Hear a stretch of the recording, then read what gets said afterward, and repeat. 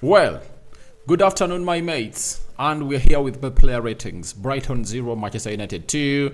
We ended up the Premier League season with a win, and I was just excited on how we executed that game. Keep it tight at the back, and after keeping it tight at the back, do the needful and see to it that you find yourself in a position of really scoring goals. And I've always told you that clean sheets win trophies, and you're gonna hate to see it that the more clean sheets you keep, the more matches you're gonna win because you're rest assured of a goal. And guys, remind me a game at the start of this calendar year that Manchester United hasn't gone ahead to score a goal in. You get? Even when we played Man City, we scored. You get? I think the only game that we never scored in is a game of Arsenal that ended 1-0 in favor of Arsenal. But very many games that Manchester United would have gone ahead to win if at all they really had a very good backline. But you saw to it that yesterday, when we really had a very good backline with Lisandro Martinez and Casemiro starting, then Varane came in through and partnered with Casemiro. Then later, Varane partnered with Johnny Evans. You understand? We really looked good in the central defense, and that's why you saw to it that a team like Brighton that attacked us from the beginning of the game to the end couldn't obviously break us down. That's the beauty of having a very good central defense. And now that resonates well into your mind on what Erik ten Hag has been talking about, that all what we need is a team with a backline that is really constant. And that reflects well to what our season was our last season was, 17 clean sheets. And I think we've only gone ahead to keep 10. And I tell you, if you had kept 7 more, that means would have gone ahead to collect close to 20 points more, putting us to 80 points this season. Welcome to the United Matters channel, and this is Rokan David. We thank God for the gift of life, the Muslims Barakallahu Fikum, and let's start it off with the goalkeeper, Andre Onana. Andre Onana was in goal. I think, when did he last keep a clean sheet? It has been long, I don't even recall, I think we last kept a clean sheet when they were playing against Everton or West Ham. I think West Ham, 2-0 at Old Trafford. That is it. But all of the other games when they had to play, we never kept a clean sheet. So, I'm giving him a 7 out of 10. Very good ball distribution. Whenever it called for him to put in a save, he did. And I like the way he really got hold of that ball and really felt confident with it, And that is what we call the impact of a press-resistant goalkeeper who is a sweeper too. Onana takes a 7 out of 10. We go to Aaron Wan-Bissaka. I think he's struggling. He really struggles in this system because Ten Hag wants a press-resistant player that can come in through and really put in a shift whenever called upon. And I tell you what, this guy called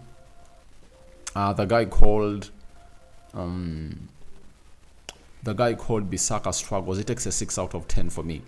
That is it. We go to Diego Dallo, the left back. He put in a very beautiful performance defensively, and he went ahead, obviously, break the dreadlock. And I tell you what, he takes an 8.5 out of 10 for me in that encounter because he looked really great. He looked really good in that game of football, and he deserves all the praise. And he's one of those players that I believe have gone ahead to win the hearts of many fans this season. And I tell you what, if Man United had gone ahead to perform better, he would have gone ahead to be one of the best right backs in the league. I know people have not gone ahead to give him a lot of attention. Why? Because we've not gone ahead to see him play the vast majority of the games this season in his favorite position, that is the right back. He has been shifted to the left back, sometimes to the right back, depending on the game situation, because our 2 left backs were really injured throughout the season. So, for Dallo, I think to say the best of him, look at the Euros. When Portugal is going to be playing, he's going to show you exactly what makes him Diego Dallo at Man United. And he takes an 8.5 out of 10 for me.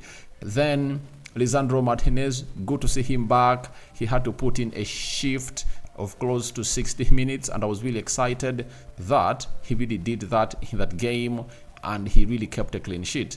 And I think he'll be excited that even those that came on through, Varane and Evans, kept a clean sheet, and that shows you the impact of why we needed these defenders.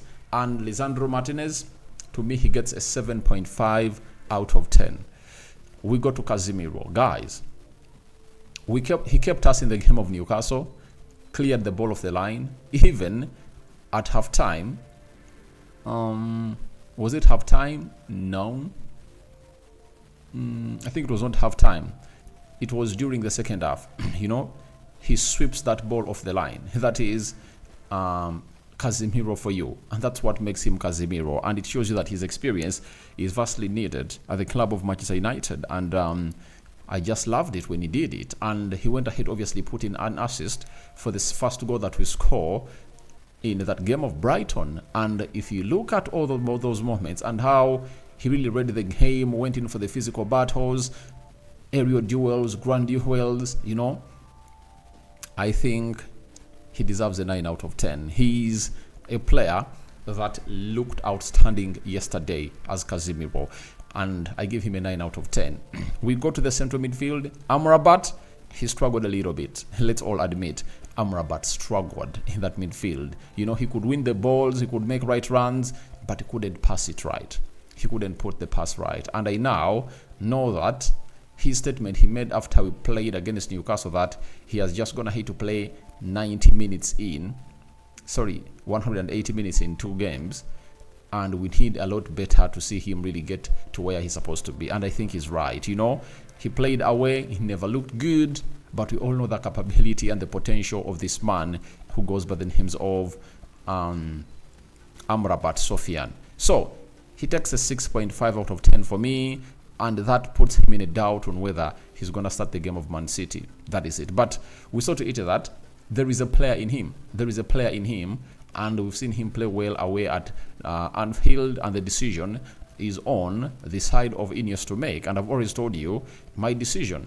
I paid £21 million for Amrabat, keep him at Man United because it's going to be a cheap bargain, and then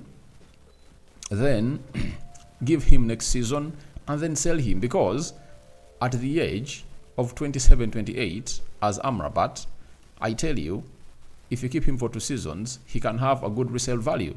You can sell him for £30 million and really make some good profit. If I'm Man United, I do that. But the question is going to be, how is he going to come in through and really play in that club of Man United if at all next season we're not going to be playing in Europe, So there are loads of permutations that are supposed to be made by Man United to make decisions on which player is supposed to stay and which player is supposed to go.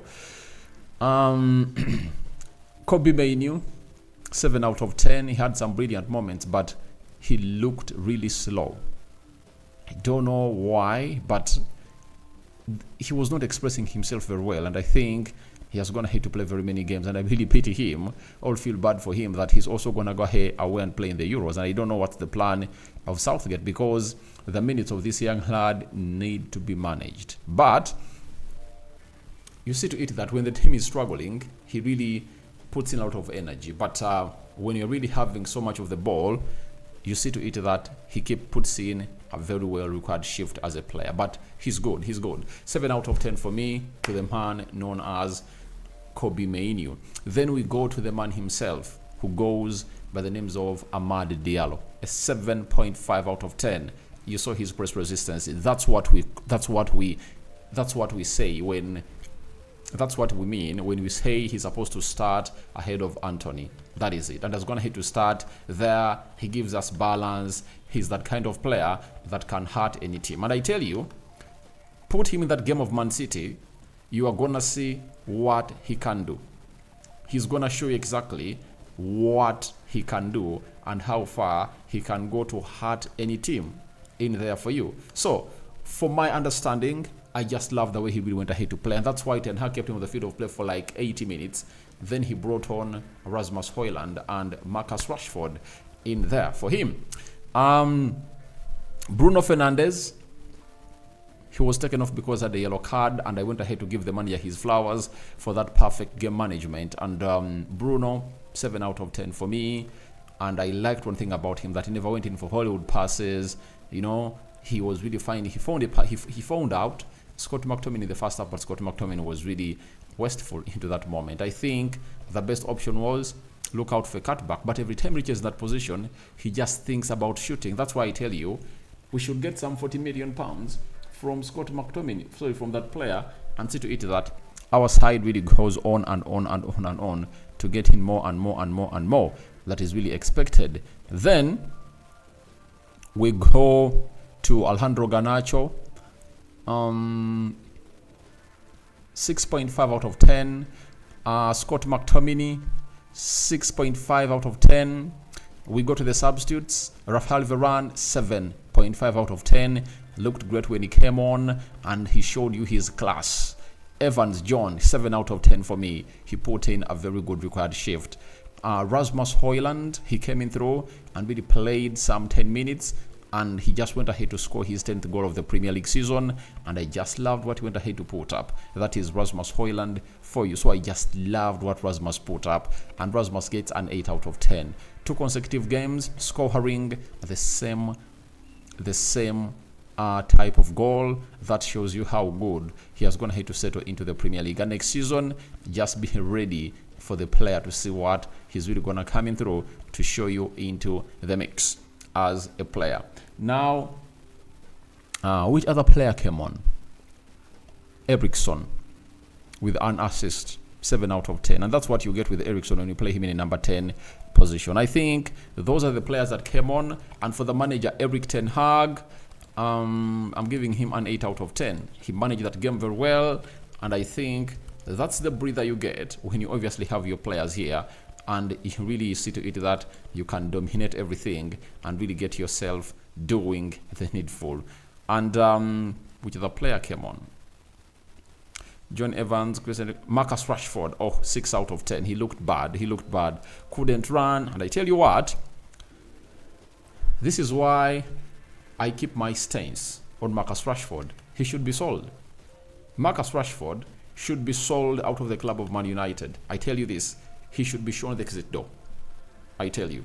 So, my man of the match is Casemiro. I don't know who your man of the match was, but I tell you what, the game of football was really very nice for me, and I really enjoyed every bit of the game. So guys, thank you very much for watching it through. I call upon for your reactions into the comment section below about this game of football. That Man United beat Brighton by 2-0 at the Amex Stadium, as Dizabi said bye-bye to the fans in there for you. So continue to subscribe because we want to hit 17,000 subscribers, 17,300 subscribers, and we are now left with the FA Cup final. But just know this week is going to be really covered in what we call the transfer news until I think the 1st of September, when the summer transfer window really closes. I love you guys, and thank you for obviously being very patient with me.